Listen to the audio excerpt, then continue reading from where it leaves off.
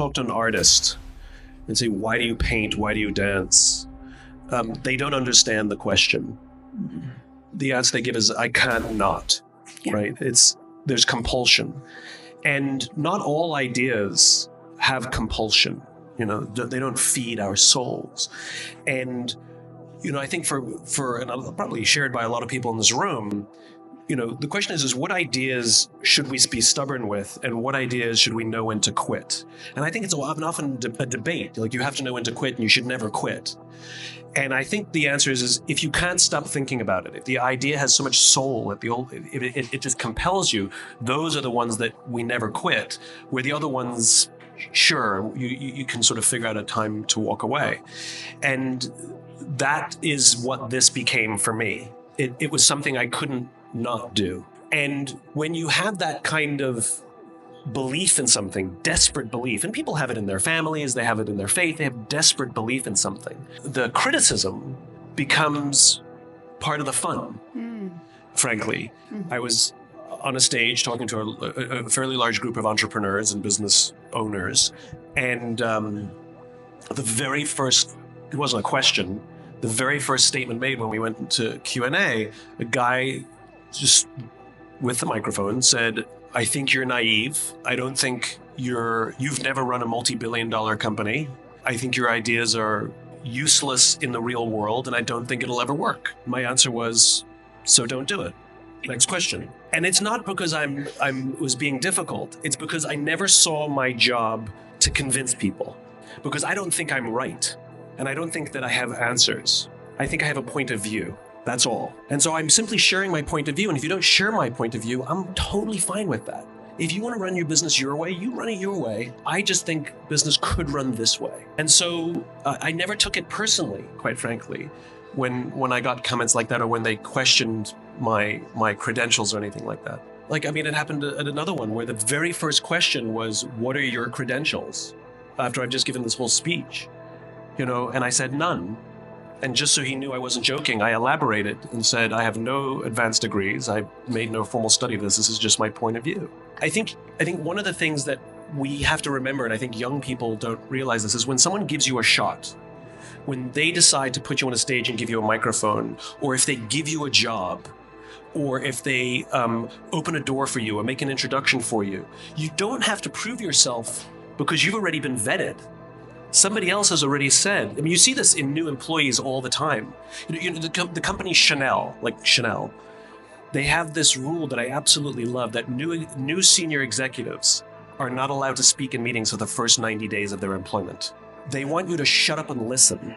And the reason they do that is because new employees so often feel they have to talk in every meeting to prove that you made the right choice to hire them.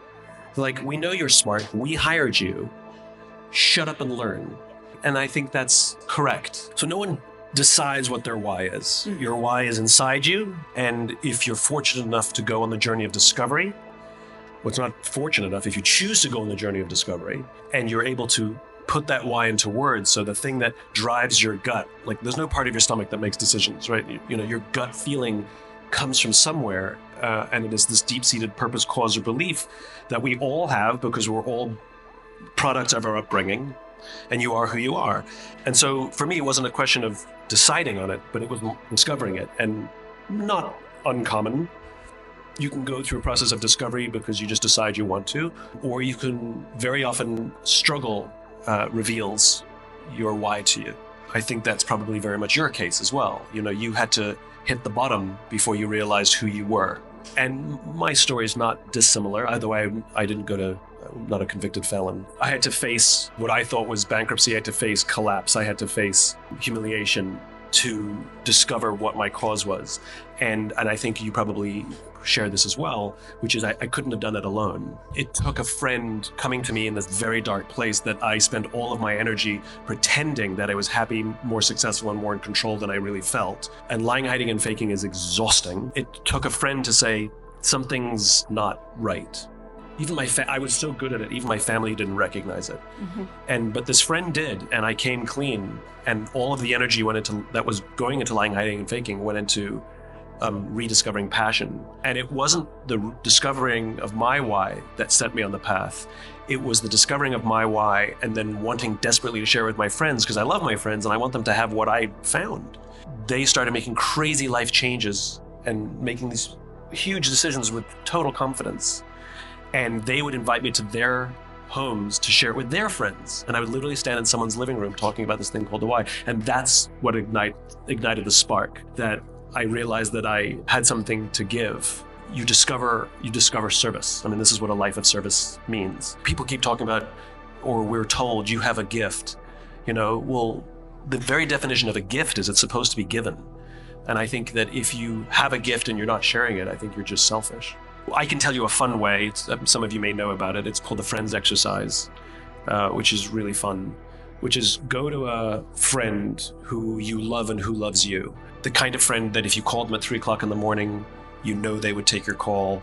And if they called you, you would absolutely be there for them. Do not do this with a sibling. Do not do this with a parent, and do not do this with a spouse. It doesn't work. No, go to a friend and who you love and ask them this very simple question. Why are we friends? And they're going to look at you like you're crazy, because you're asking them to put into words a feeling, and the part of the brain that controls our emotions doesn't control language, so we struggle. And ironically, you actually stop asking the question why, because the question why elicits emotional responses, and you convert to a rational question. Come on, you'll say, what specifically is it about me that I know that you would be there for me no matter what? And they will struggle. And they will hem and haw, and they go, I don't know. And they'll start describing you. You're trustworthy, you're funny, you're always there for me. And you have to play devil's advocate. And you go, great, that's the definition of a friend. What specifically is it about me that I know you'd be there for me no matter what? And they're going to go through a few rounds of this. You cannot help them. You cannot let anybody else help them. You have to let them go through the stress. And eventually, after a bunch of rounds, they will give up and they will stop describing you and they will start talking about themselves. And my friends said to me, Simon, I don't know. All I know is I don't even have to talk to you. I can just sit in a room with you and I feel inspired. And I got goosebumps. In fact, I'm getting them right now. That's because they put into words something that is deep inside of me, and you're there when you have the emotional response to what they're describing about themselves. You will well up, you will have goosebumps, something will happen. And if you do this with multiple friends, you will get similar, if not the exact same answer, because the thing you give to the world, your why, is the reason they love you. It's the thing they want in their life that fills that missing gap that they don't have, which is why we're not friends with everyone. So it's a wonderful, wonderful way to find your why.